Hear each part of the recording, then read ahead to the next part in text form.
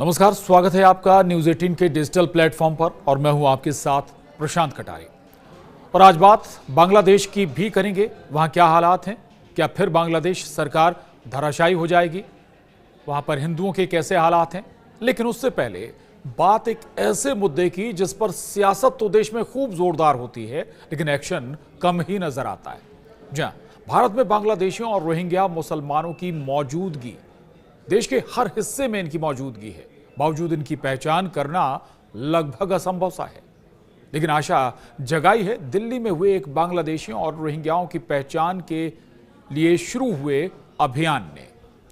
दरअसल दिल्ली चुनाव की तैयारियों के दौरान कई मुद्दों में से एक था दिल्ली में अवैध रूप से रह रहे प्रवासियों का। तब भारतीय जनता पार्टी और कांग्रेस ने तत्कालीन आम आदमी पार्टी सरकार को दिल्ली में अवैध रूप से रह रहे बांग्लादेशियों और रोहिंग्याओं को लेकर घेरा भी था। उसी दौरान उपराज्यपाल सचिवालय के निर्देश पर अवैध बांग्लादेशियों और रोहिंग्याओं के खिलाफ कार्रवाई होनी शुरू हो गई। 5 फरवरी के चुनाव से पहले कम से कम 33 बांग्लादेशियों को पकड़कर डिपोर्ट किया जा चुका था। कईयों को गिरफ्तार कर डिटेंशन सेंटर भेजा गया।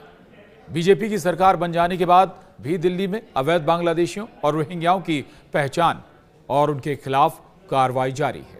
इसी क्रम में दिल्ली पुलिस ने फिर से 2 बांग्लादेशी नागरिकों को गिरफ्तार किया है। दिल्ली पुलिस ने बुधवार को पश्चिम दिल्ली के पंजाबी बाग से 2 बांग्लादेशी नागरिकों को गिरफ्तार किया।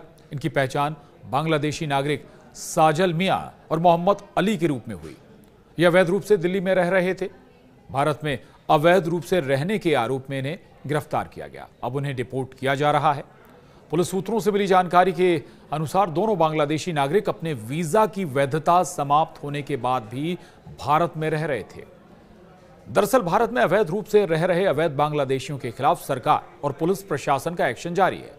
वेस्ट डिस्ट्रिक्ट पुलिस को इस बात की जानकारी मिली थी कि 2 बांग्लादेशी नागरिक साजल मियां और मोहम्मद अली पंजाबी बाग इलाके में रह रहे हैं। जांच में यह बात सामने आई कि दोनों नागरिक कामकाजी वीजा पर भारत आए थे और लेकिन अपने वीजा की अवधि खत्म होने के बाद भी वे भारत में रुके रहे। दोनों को गिरफ्तार किया गया और उनकी कानूनी प्रक्रिया के तहत एक को डिपोर्ट कर दिया गया जबकि दूसरे को डिटेंशन सेंटर भेज दिया गया। देश की राजधानी में अवैध अप्रवासियों की पहचान कर लगभग लगातार अभी कार्रवाई जारी है, यानी पहचान जारी है बांग्लादेशियों और रोहिंग्याओं की। इसके अलावा अगर हम जिक्र करें तो इस कार्रवाई के साथ ही और भी बहुत सारी बातें हैं जो ध्यान देना होगा। लेकिन उससे पहले आपको बता दें कि वसंत कुंज थाना क्षेत्र से भी 2 बांग्लादेशी नागरिकों को गिरफ्तार किया गया था। साउथ वेस्ट डिस्ट्रिक्ट पुलिस अब तक 32 बांग्लादेशी नागरिकों को डिपोर्ट कर चुकी है। दिल्ली में अवैध रूप से रह रहे बांग्लादेशी नागरिकों की संख्या के बारे में सटीक आंकड़े सामने अभी तक नहीं आए हैं। पुलिस और प्रशासन लगातार ऐसे व्यक्तियों की पहचान और उन्हें डिपोर्ट करने के प्रयास में जुटी हुई है। अब आपको यह बता दें कि पुलिस आखिर इनकी पहचान करती कैसे है। तो Delhi police special verification drive के तहत उन इलाकों में जा रही है जहां पुलिस को रोहिंग्या मुसलमान या फिर अवैध रूप से रह रहे बांग्लादेशियों के होने का शक है। इस वेरिफिकेशन ड्राइव में शामिल लोगों से उनके नाम, मोबाइल नंबर, आधार कार्ड और वोटर आईडी कार्ड मांगे जा रहे हैं। इसके साथ ही इस बार दिल्ली पुलिस ने स्पेशल वेरिफिकेशन ड्राइव में शामिल लोगों से उनके बैंक अकाउंट की डिटेल और सोशल मीडिया अकाउंट की डिटेल भी मांगी है। अब सवाल उठता है कि बैंक अकाउंट की जानकारी आखिर डिटेल क्यों मांगी जा रही है। दरअसल ऐसा इसलिए किया जा गया है क्योंकि अक्सर देखा जाता है कि दिल्ली में जो भी रोहिंग्या या बांग्लादेशी मुसलमान या फिर अवैध रूप से रह रहे हैं वो लोग फर्जी वोटर आईडी कार्ड और आधार कार्ड समेत दूसरे दस्तावेज बनवा चुके हैं। दिल्ली पुलिस बैंक अकाउंट और सोशल मीडिया अकाउंट के जरिए उनके डिटेल निकाल रही है। बैंक अकाउंट नंबर से पूरी मनी ट्रेल निकालकर पुलिस ये पता लगा सकती है कि उनके बैंक अकाउंट से पैसा बांग्लादेश या म्यांमार तो नहीं भेजा गया या फिर वहां से पैसा मंगाया तो नहीं गया। हालांकि देश में बांग्लादेशियों और रोहिंग्याओं की पहचान इतनी भी आसान नहीं है।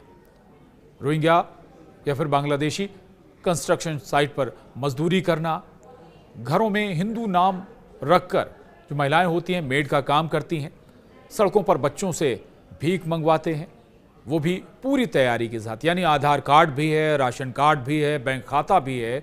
इसलिए इनकी पहचान वाकई बहुत मुश्किल है। लेकिन दिल्ली का एक्शन दिलासा जरूर देता है। और आशा हम करेंगे जो एक्शन दिल्ली में शुरू हुआ है ये केवल दिल्ली में नहीं, यानी कि बांग्लादेशियों और रोहिंग्याओं की पहचान केवल दिल्ली में नहीं बल्कि पूरे देश में ड्राइव चलानी चाहिए। इनकी पहचान आपको करनी होगी क्योंकि बहुत सारी परेशानियां भी इनके जरिए दरअसल देश के अंदर खड़ी हो रही हैं। बहरहाल इस वीडियो में इतना ही, लेकिन अगले वीडियो का इंतजार आप जरूर करिए जिसमें हम बांग्लादेश में मची उथल पुथल, आखिर सरकार के साथ क्या हो रहा है ये भी बताएंगे और ये भी बताएंगे कि बांग्लादेश में हिंदुओं के हालात हैं कैसे वहां पर। नमस्कार।